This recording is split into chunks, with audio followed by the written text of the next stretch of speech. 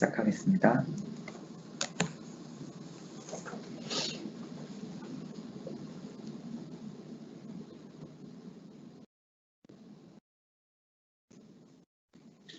Good day, everyone.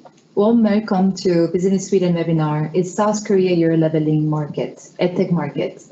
My name is Eun-Gu Park. I'm an investment advisor from Business Sweden Seoul office and today's moderator. We have prepared a very informative webinar for you, so let me go through today's agenda briefly. We will start by sharing Business Sweden presentation about market insight and opportunities in South Korea Edtech market. Our consultant, Josie Ryu, will present this for 20 minutes.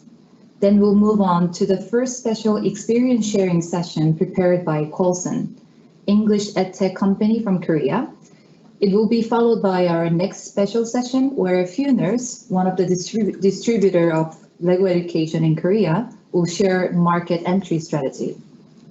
Finally, we will finish by having 20 minutes of Q&A sessions where we will ask questions that are collected by participating companies in advance, as well as questions that are raised during the seminar. So if you have any questions during our presentation session, please address it at the chat area to the right. You can press the chat icon to open it. We also want to highlight that today's webinar is arranged by Business Sweden. We are commissioned by Swedish government and industry to help Swedish companies to grow global sales and international companies to invest and expand in Sweden. The purpose of the webinar is to support Swedish Edtech companies to understand the education market in South Korea, and furthermore to grow global sales by entering the market or by finding a global partnership. So without further ado, I will give this virtual floor to the first presenter of today, Josie Ryu.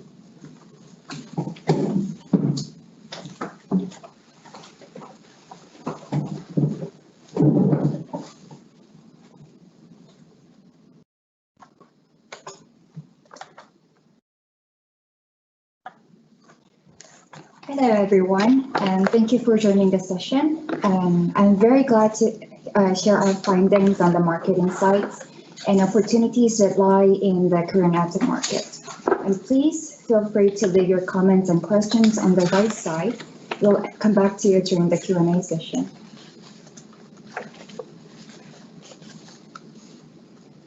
I'd like to begin with sharing numbers about South Korea.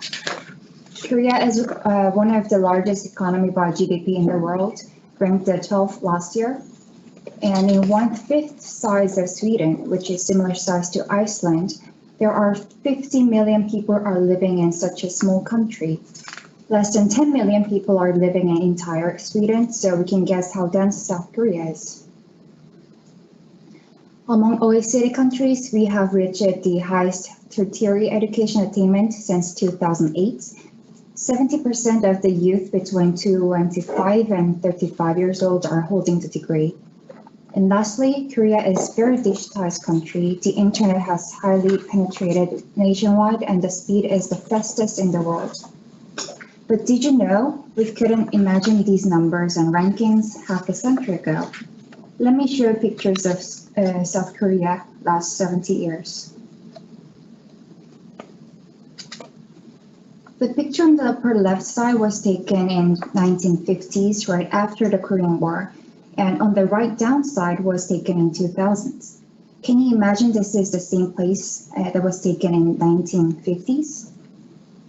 The development after war has been incredible in pace, and here you see the landscape has changed dramatically by decades. From the poorest country to Olympic host country, and the first country being a recipient for international grant aid to a donor country. And this session is not about bragging ourselves of these achievements, but about how the education has drove South Korea's transformation. We cannot think of ourselves without considering the idea of Confucianism.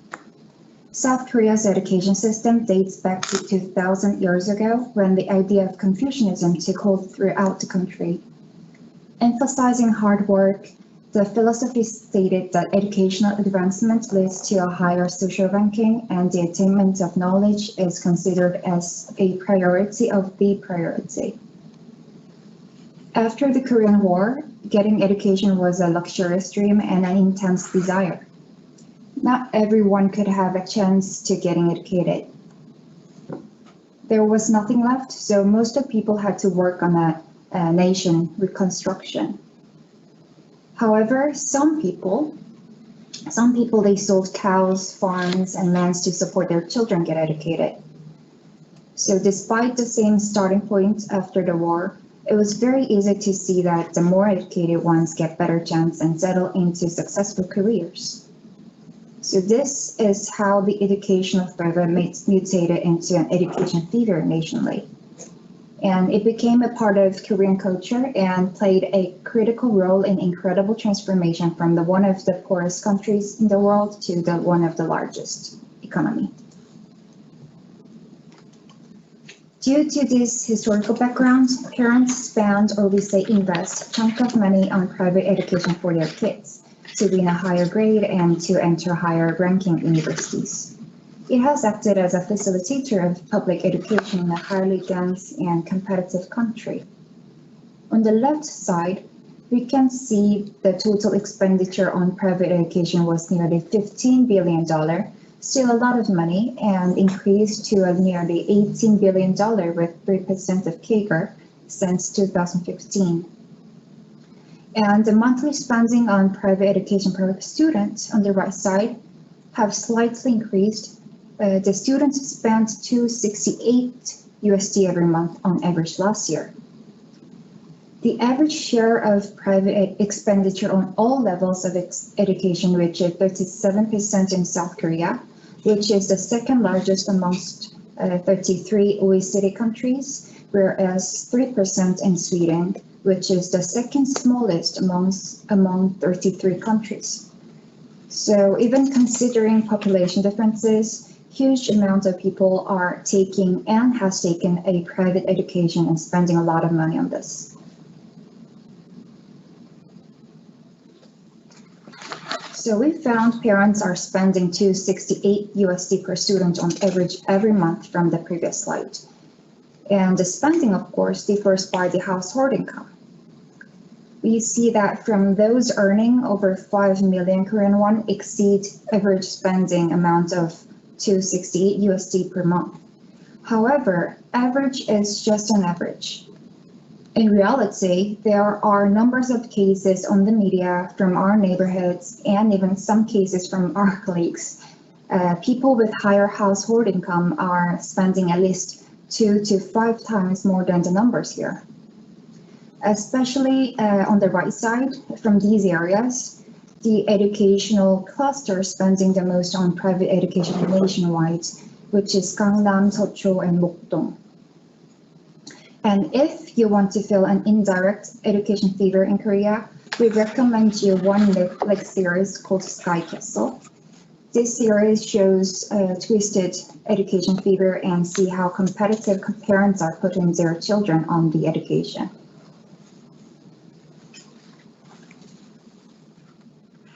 As technology has advanced, students become more accessible to mobile devices and smartphones.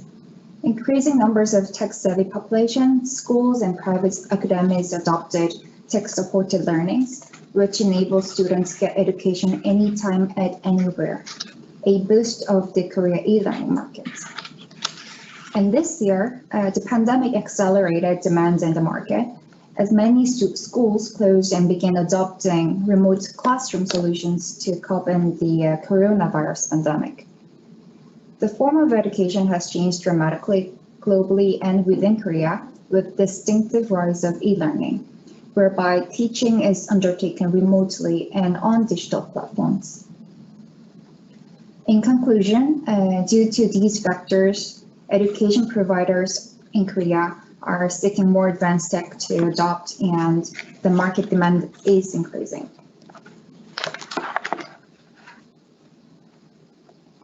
Before understanding the Edtech market in Korea, let's look into the e-learning market first. The market has increased with nearly 4% CAGR during the past 5 years, amounted $3.2 billion in 2018. And individuals and business are the major customers, accounting for 90% of e-learning market by expenditure. We'll look into detailed characteristics per segment in order of the amount of expenditure from following slides. The individual customers, the B2C market. As tertiary education accounts for a majority of the private education expenditure, students in 10s and 20s are the major customers in the individual segment. Using smartphones and tablet the most to learn foreign language, certificate prep courses, and job skills the most to get good grade on Korean SAT and get a quality job. Corporate customers, the B2B segment. The large companies over 300 employees are the major users for e-learning, especially in service industry to enhance their job competence. Majority learns through corporate e-learning partner providers and choose by themselves with company's educational subsidy. B2G and B2S, public and school customers. They spend relatively low compared to individual and the business. However, e-learning has penetrated quite high in these two segments. 84 in public and 88 in school. It is because the budget is centrally managed and executed by the ministries, and Korean SME solutions are the priority in adopting under current regulation. And due to these reasons, there is a higher entry barrier for foreign e-learning solution providers on public and school segments. In addition to the previous slide, the Korean education industry, especially public and academia, has been conservative in actively adapting new solutions, and outdated regulations hinder innovative Edtech being adopted to school systems. Okay, we have investigated e-learning market, so let's look into the Edtech market in South Korea. So compared to e-learning, the concept of Etec is quite new in Korea. However, the ministry foresees that this market will be more than double since 2018, with increase of 55% CAGR. Despite an early stage, broad range of education players are keen on the market. Large education service providers has already been collaborating with international and local edtech companies, and they're willing to increase the collaboration. Daegu, for instance, is one of the major private education providers targeting preschool to K-12. They're well known for service in Nopi, the private educational material listing at home places. They recently acquired an AI-based math education platform, Nori, to develop AI learning service on math education. And Go-On, for instance, they're one of the public textbook publishers for K-12, are collaborating with a coding education robot developer called Lux Robot to develop computer and coding education service. So we can see that Etec is on its way to get adapted in a traditional educational place from public to private.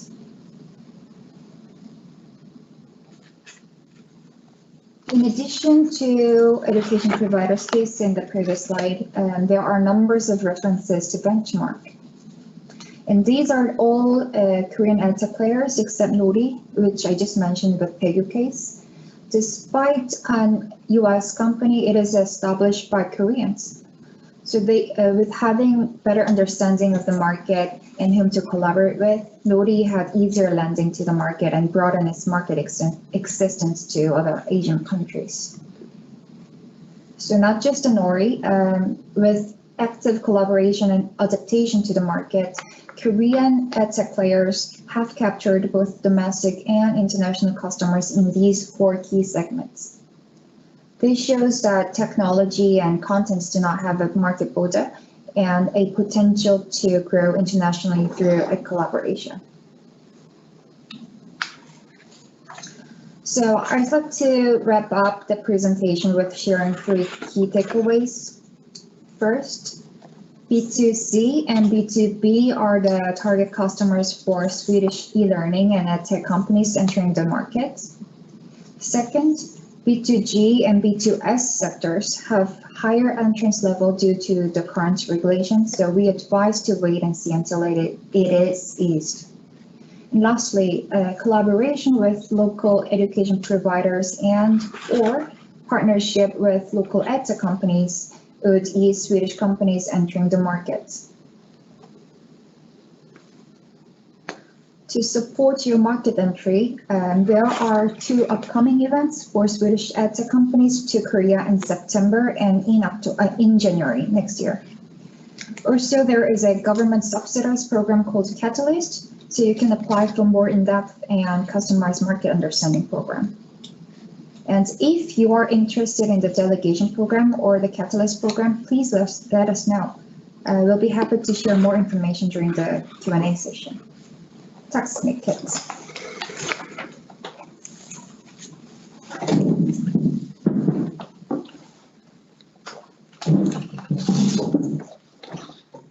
Thank you, Josie, for a great presentation. It was impressive to see how education played an important role in South Korean economic growth. And in case you missed it, I recommend everyone to watch the Korean drama mentioned, Sky Castle. You can find it in the Netflix. And you can find how far Korean parents can do for their children's education in this series. So it's very interesting. To the next, our second presentation is by Mr. Kyungbo Nam, Chief Operating Officer at Colson. Colson is Korean edtech company established in 2012 with only 4 people. Today, Colson is one of the leading English education company with more than 100 employees. Mr. Nam will share the company's experience on how they became successful in this competitive market. Mr. Nam, the floor is yours.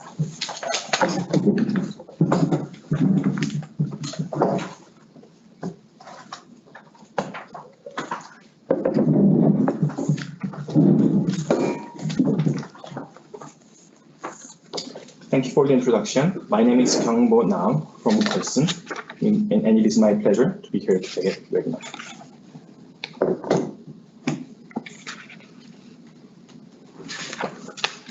So Colson is an edtech startup, and we provide English education for grown-ups. And our mission statement is we lead the future of learning experience through technology. So Colson was first founded in 2012 by a group of graduate students. And since then, we have released 7 major products. And some of them are for B2B market and some of them are for B2C market. So let me explain how we started and where we started and how we get to choose those markets as our main market. So for English learners in Korea, life is pretty harsh. So for preschool kids, their parents want them to be fluent or at least get familiar with English before they go to school. So the parents try to teach their children a lot of English lessons. After they go to school, they need to pass exams and they need good grades to enter a good university. So they study English. After entering university, they also need to pass other English exams and they also need good grade to get good jobs. After they get job, they again need good English capabilities and grades to get promoted. So at every stage of life, Korean people are forced to learn English. And all these markets are already quite saturated. There are head competitions, and it's maybe you can call them red oceans. So when our founders first founded Colson, we tried to look at new opportunities. And interestingly, we found that after people enter university, they do study English to pass exams and get a better job. But also, some of people learn English for self-improvement or for fun. So for these blue colored circle, we internally call them English for Fun market, and that's where we started. And this is also because our founders were among these people, and they thought they knew this audience segment better than anyone else.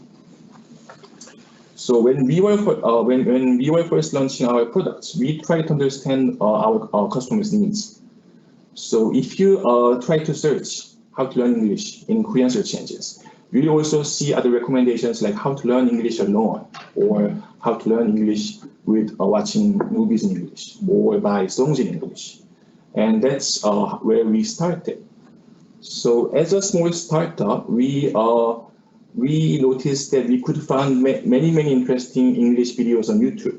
So we first developed a product called Superfan. Actually, this is our first B2C service.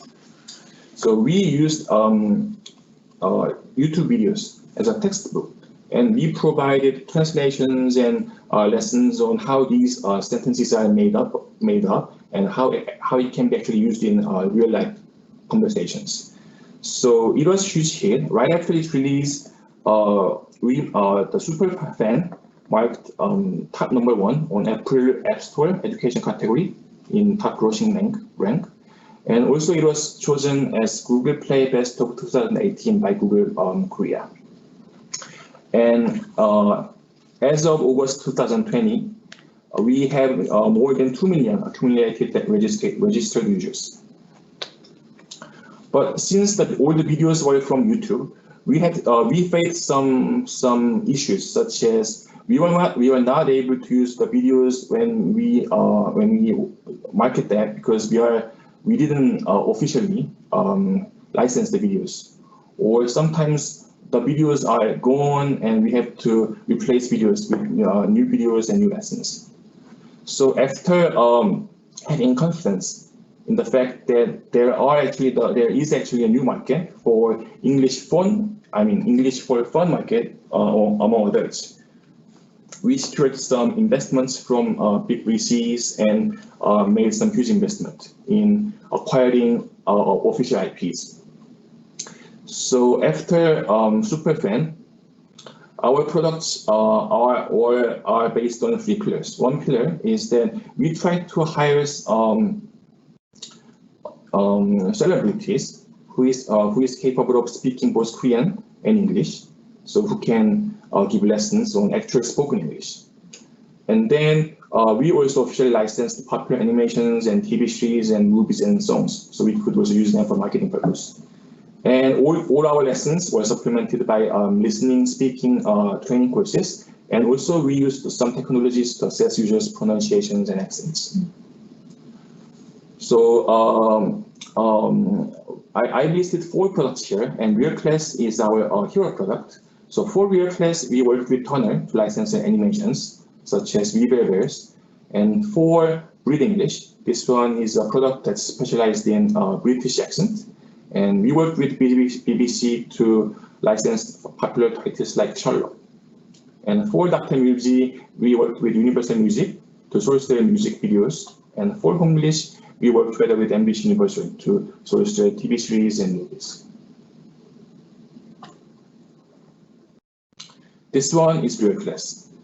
So Real Class is first released in early 2018. And although since then we have released 3 more additional products, Real Class still is our hero product and most well-known product among person products.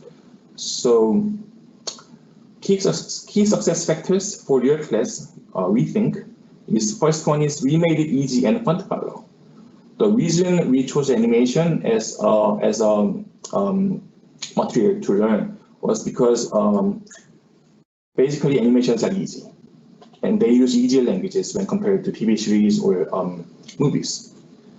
And then we put strong focus on American accents and spoken English. So people learn English from school and they do it since when they are young. But since it's language written on books, it's not. It's a bit different from spoken language, and people still find it difficult to use what they have learned in textbooks in real life. So we put strong focus on telling them how they can use the words and vocabularies they know in real life. And again, we also hired trusted and qualified popular tutors from PDs and also private tutorings. So this guy in the middle, you see, his name is Tyler. He's from United States, but he is really fluent Korean speaker. So he had this smart guy image who is capable of speaking multiple languages. So we worked together with him. So he made lectures based on these animations and teaching Korean people how to speak fluent, more natural English easily. So far, the market we've been targeting was the English for fun market among others. But the market size of English for fun among adults is said to be about 300 million USD per year, and it remains the same. So this year we are expecting 30 million USD sales revenue this year. But for us to grow, for us to reach another stage, we have to expand market. And as our next market and target audience, we are looking at preschool audience. So for preschool market, this market is quite saturated and there are heavy competition.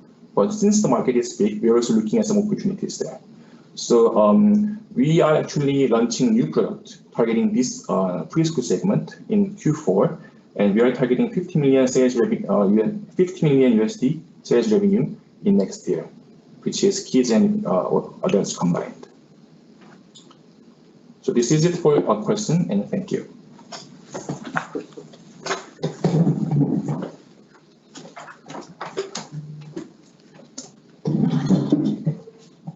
Thank you, Mr. Nam, for your presentation. Great opportunity to understand Coulson's strategy to find a niche market and also plan successful marketing from the beginning of the business. So it was a very impressive story that other small edtech company can learn a lot from.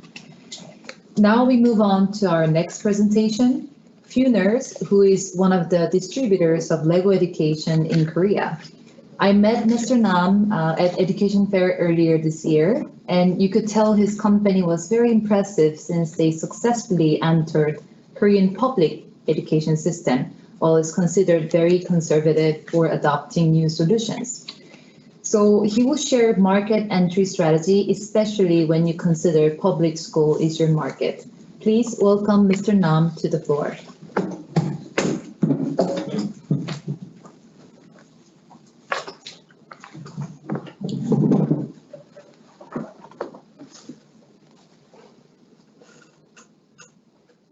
Good morning, everyone. I'm Daniel Lam, CEO of Funers. Funers is a short term of future designers, and we strive to grow future-oriented education. We are Korean partner of Lego Education, and we develop and distribute education solutions, mainly activity-based and STEM education. We are a 7-year-old company with 12 employees.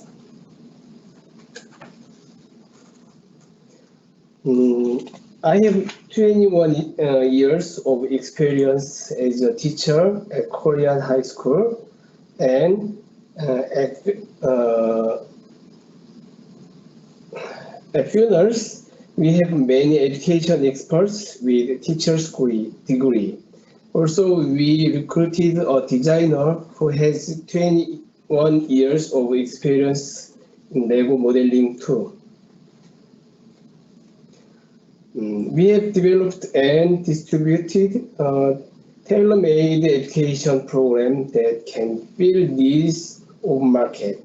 We also have experience in organizing education events like RoboCamp and tournaments. We are a group of education experts with more than many years of experience. Furthermore, based on nationwide teachers network, we provide Lego education solution directly to schools. Our main business is developing and distributing products of level education. For this, we additionally provide education service and education consulting. We see a lot of growing sales and service and consulting part of our business. So we are a young company.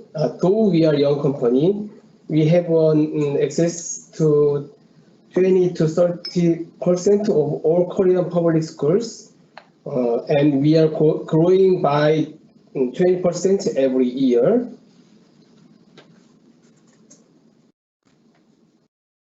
We developed many CSR programs for private companies too, and we also organized big events like Korea Robot Championship. Now, I'd like to share some advice for market expansion to Korean public education sector.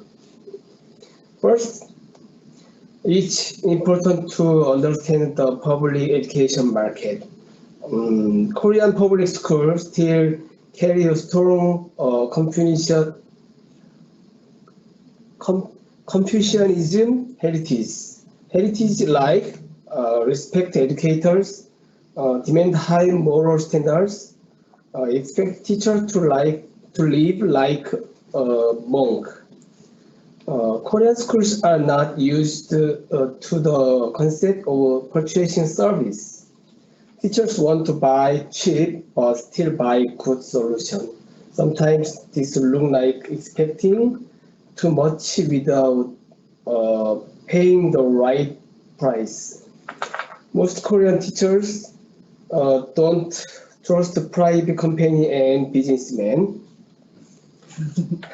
and they worried if they don't get proper customer service after they purchase solutions. But if you do get their trust, the benefit goes long term. To enter public school market as a new Edtech solution or new education program, you need to understand the structure. How new educational solution is introduced and adopted at schools. Normally, new solution is introduced via official teacher training or teacher study groups. And then new solutions spread by small number of teachers with big influence. We call them teacher influencer or leader teacher. Next, you need to understand the important factors in education market. You need to build trust with teacher influence. You want them to recommend and again, you want them to recommend your product to others. They are very sensitive to price, so it's advantage to set low price if you can't prove your value well. However, if it's valuable enough, it's a good strategy to maintain high price policy. You want to accumulate positive feedbacks. Good reputation and recommendation should continue to be built. You need to plan your marketing and business for this goal. It's as important to have immediate and sufficient customer service as to have a good product. You don't want teachers to be disappointed because when they do, they never come back. Finally, you need to understand the benefits of having a good partner. The partner should have enough understanding and experience about Korean public school market. They will help you to shorten time to be established in Korea. You can reduce the risk of failure and try and error. They will connect you with good teachers good network. You need to find a partner with a long-term partnership mind to win market by investing long time span. Thank you for your attention.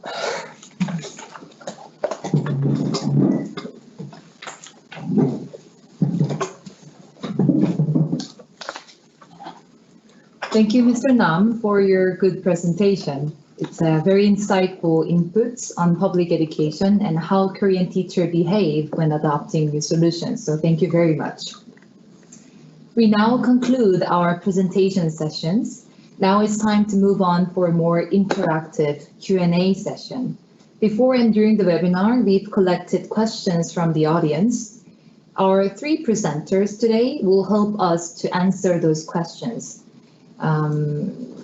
And to attend today's webinar, you can use Q&A chat on your right side of the screen. So please type in any question if you want to raise. Okay, so we have a very interesting list of questions. And let me start with Colson. Mr. Kyung-Nam, we got a question for you that since you're active in private education sector, what is the most promising edtech field, in your view, to target in private education sectors in Korea, like subjects or age group? So do you have any thoughts on this? For edtech fields, it's definitely English and math. And recently there have been lots of Korean startups that are focused on using some of their AI technologies to enhance their education for English and math. But in terms of market size, still I think it's English and math. So and since it's really difficult for foreign companies to penetrate into a higher K-12 market, probably there would be some open opportunities in preschool or lower age kids of K-12 market, and that will be again English and math. So English and math and K-12 and maybe preschools Yes. as age group. Good. How about some technologies? You have maybe some recommendation? What type of edtech AI you mentioned? Well, since these days AI, the word AI is used to cover so many things, and it's also used for marketing purpose. So some of the actual products that's available in Korea right now, where AI is used, is AI used in test preps.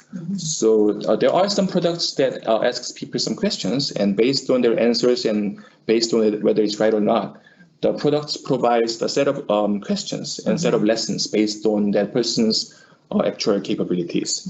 And also in math market, there are some applications that that lets their users upload some questions or their homeworks. So the system automatically recognizes the question and give them answers and solutions and so on. So these two are most common types of technology, AI technologies used these days, I'd say. Thank you very much. Maybe again, one more question to you. Since you're targeting preschool at your future next business, maybe we can address the next question that are collected. Is there any preschool curriculum in South Korea that if edtech company considering preschool market that they can develop around? So probably I'm only able to provide answers for English market. And for English market, there's no one dominant preschool curriculum in Korea. So it's all private, and there are some competition among key players. And when it comes to those key players, what really matters is their brands. So aside actual curriculum, there are happy marketing competition, and also parents requires offline presence. So when it comes to preschool, what parents need is not only education but also part of daycare. So most of preschool most of companies providing preschool curriculum, they also have offline offices or offline classes. So they provide education and kind of daycare at the same time. So in short, there is no one dominant preschool English curriculum in Korea, but there are a few popular ones competing against each other. And it's mostly about marketing and brands. So that's a really good comment there. So probably if you're considering preschool market as a target, you should think about either having a partner who have a physical facility to do the daycare support, or you should establish a physical entity here for those type of service. Yes. Is that correct? That's true, and since we are also planning to launch a preschool product in Q4, we're also thinking about having some partnerships with existing players there, or maybe even acquiring them. So we're also working on this. Okay, good comment. Thank you. We also have some questions for public education market. So maybe few nerds this time, and I'll try to translate here. What do you think is the most promising edtech field, subject, or target group in Korea for public education sectors, Mr. Nam? 그 공교육 쪽도 질문이 있는데요. 남희준 대표님께 질문 드리겠습니다. 한국 공교육 진출 시 edtech 분야나 과목, 학년에서 혹시 조금 더 집중할 수 있는 좀 프로미싱한 분야가 있다면 어떤 부분이 있을까요? 일단 올해까지는 소프트웨어 교육 쪽으로 굉장히 많은 그 에드텍에 대한 니즈가 있었는데 그 올해 하반기부터 이제 국가 정부 차원에서 AI 교육을 엄청 강조하고 있어요. 그래서 AI 교육 쪽에 그 굉장히 유망하고요. 그리고 그 AI 교육은 이제 정부가 굉장히 밀고 있지만 이제 이게 그 정부가 밀어서 뿌리를 내려서 이제 밑에서 이제 좀 니즈가 사회적으로 생기는 것들은 뭐 소프트웨어 교육이나 뭐 메이커 교육 뭐 이런 것들이 많고요. 전통적으로는 가장 널리 니즈가 있는 것들은 지금 이 그 콜슨 같은 영어 교육 이 니즈가 가장 크죠. 감사합니다. This year, it has been actually focusing on software for public education sector when it comes to edtech needs. But later this year, we heard that government is focusing on AI education, so it's quite promising to focus. Even though it's initiated by government, it's rooted in the education sector. So needs we see here is rather coding or software or like making the software possible. That sort of education is needed. But when it comes to subject in general, like Paulson case, we see a lot of needs in English subjects. So that's another promising field, I would say. Thank you very much. We also have one more questions related to that's relevant to Mr. Nam, Daniel Nam here. So again to you. What is the split between public versus private K-12 market in Korea? And do you see any dramatic differences in tech budget and spending between the two? Do you know? 네, 관련해서 질문이 하나 더 있습니다. K-12, 그러니까 유치원에서 고등학교까지의 기간 동안 공교육이랑 사교육 마켓이 어떻게 나눠져 있고 비교했을 때 신기술 관련 전체 예산이나 소비에 뭐 큰 차이가 혹시 있다고 보시나요?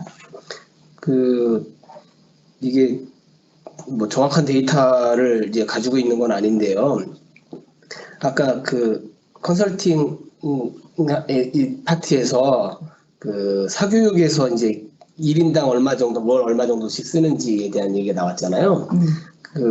그게 이제 한 뭐 평균 한 30만 원 정도 얘기했는데 그 소프트웨어 아까 정부에서 올해까지 소프트웨어 교육에 대해서 굉장히 이제 강조를 해서 거기에 사업을 이제 굉장히 푸시했다고 얘기했는데 학교당 1,000만 원 정도를 줬어요. 그러면 이제 그게 인원이 800명 정도 기준으로 뭐 전 교생이 한 800명 정도 기준으로 800명이 넘으면 뭐 300만 원 뭐 이렇게 더 주고 좀 그거보다 적으면 뭐 한 800만 원 정도 주고 이런 식으로 얘기했는데 그러면 1인당 평균 1년에 한 10,000원에서 20,000원 사이인 거예요. 이 정도가 이제 어떻게 보면 이제 가장 대표적인 케이스라고 볼 수 있을 것 같아요. 그래서 공교육에서의 예산은 굉장히 많지 않고 작은데, 근데 이제 그 한국에서의 공교육과 사교육의 그 관계를 보면 공교육에서 강조하는 게 사교육에서 니즈가 확 올라가는 경향이 좀 있어요. 그래서 어떻게 보면 공교육에서 강조하는 분위기를 보고 사교육 시장에 접근하거나 아니면 공교육 시장에서 뿌리를 내리고 그 인지도를 바탕으로 사교육에서 이익을 얻거나 뭐 이런 것들이 가능성이 있는 부분이 아닐까 이런 생각이 듭니다. 감사합니다. Probably this is not, I cannot collect the right data for this, but as I heard from the previous presentation from Ms. Yu, we see the maybe per person expenditure in Korea, $300 has been spent on every household for private education. And compared with this data, government, like I mentioned, they have been focusing on software education for Etec, and they're pushing it. What they have budgeted for this was $10,000 US per school. $10,000 per school. So it's a very small amount if you compare the per household spending and per school, entire school budget they have allocated. So you can say that the spending and budget in public sectors are very limited. But if you consider the relationship between the two markets, public and private, we can see some trend where public education have focusing on one part that goes on to the private education. So trend happening in public can be transferred into the private sector. So you can say that public sector kind of set the root of education trend in Korea. 감사합니다. Maybe we can address some other questions from the audience that we collected just now. We have a question from Peter. Where could one find a good local edtech partner in Korea? Where can I find it? Do you have any comments on this? Maybe Colson?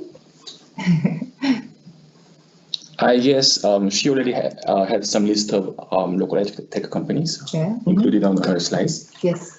And yeah. I mean, one simple answer to this is that you can contact us, Visit in Sweden, who can easily help you to find a local edtech partner. We have a very good services like Catalyst program or GDP program is government subsidized projects, consulting projects. So we definitely can help you find the right partner for sure. Okay, and yeah, like via Business Sweden, yes. And we have another question from Peter. Do Korean students play musical instruments such as violin or the piano? Do you have any comments on this? Maybe Huners? 피아노나 바이올린 이런 거를 혹시 학생들이 치는지 여쭤보셨네요. 피아노가 한동안 한참 그 국민 예능이었죠. 국민 악기였는데 요즘은 그렇진 않아요. 그러니까 우리나라 사람들이 음악이나 악기에 대한 그 저기가 많이 낮아진 느낌? 네, 그래서 옛날같이 그렇지 않고. I mean, it was quite trendy to play piano in one time not long ago, but not anymore. Unfortunately, we have seen quite lowered interest when it comes to instrumental education, I would say. Okay, we have any more questions? Okay, maybe one question to Business Sweden is that some of our audience also asked in this and before that what are the implications for higher education institutes like college or university I guess they wanted to know that is there any sign of adopting Edtech technologies in this field? Maybe Josie, you have any comments on this? Yeah. As for the college and the university side, since this is categorized as a public or the academia sector, so that we mentioned that there are some higher entrance barrier to this. But since most of schools are closed down and replacing the traditional classroom to the digital platforms these days, for instance, Zoom and Skype, so there are some needs from this segment to have more interactive with solution with the students. So there might be some possible needs rising from this segment. And also, as mentioned in the individual segment side, as the major customers in this is the 10s and 20s, they're huge customers. So if we target these two segments, and there are some potentials.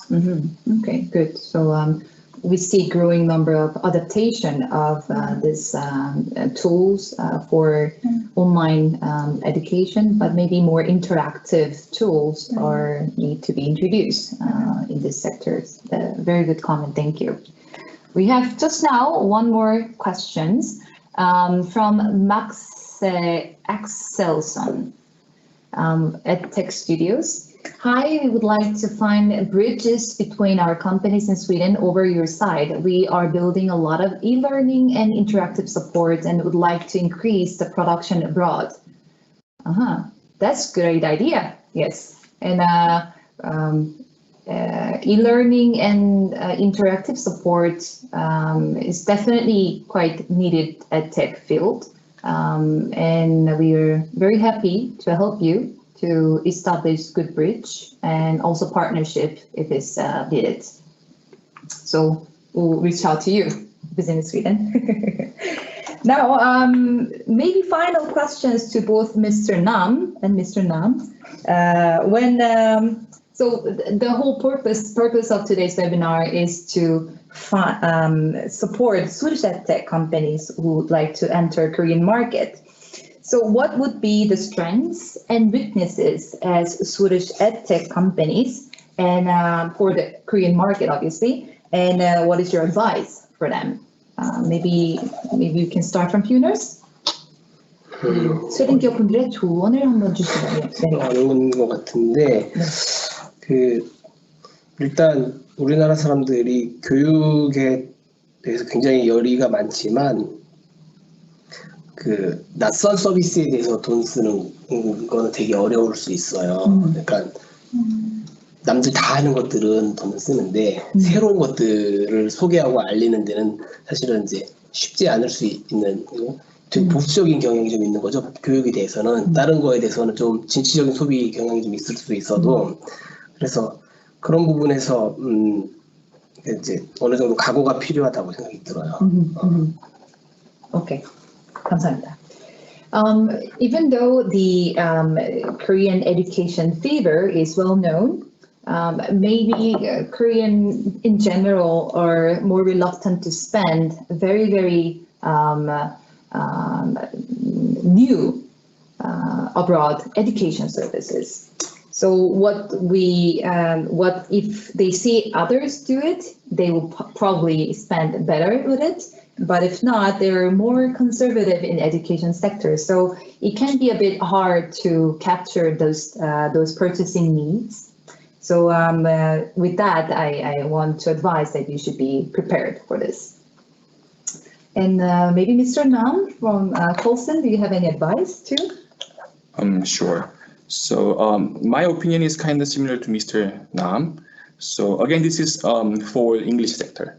So when it comes to English education, Sweden, I think almost everyone in Korea knows Sweden as a country, but they are not actually that much familiar with like where Sweden is and how Sweden people live. So this Swedish brands I would say it would not give any advantage when it comes to Swedish companies penetrating into Korean market.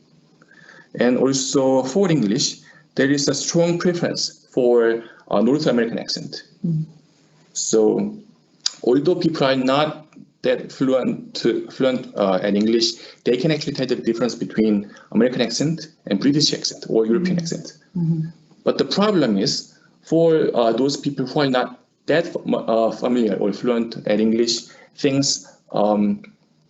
they mostly would think American accent is more superior to others. So there is a strong preference for American English. So, but this tendency is a bit different when it comes to preschool. So for a preschool market, for me, I don't see much difference between American English and European English.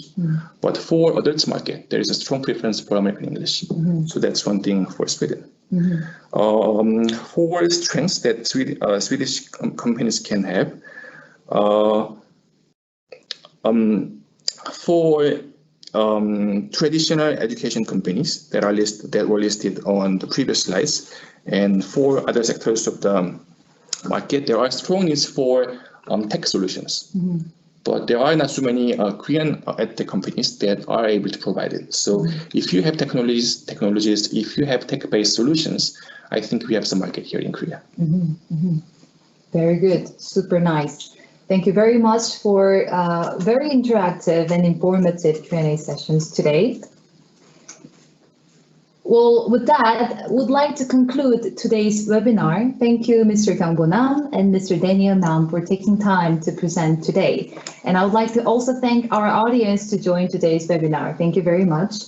Before we end, I want to stress again that we plan to organize Nordic delegation in January 2021 next year.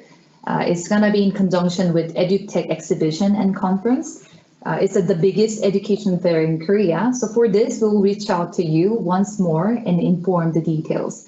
But please don't hesitate to contact me or my team for any further questions about Korean market. Business Sweden could help you in many different ways by government subsidized consulting projects as well. So thank you all for participation today again. Take care and be safe.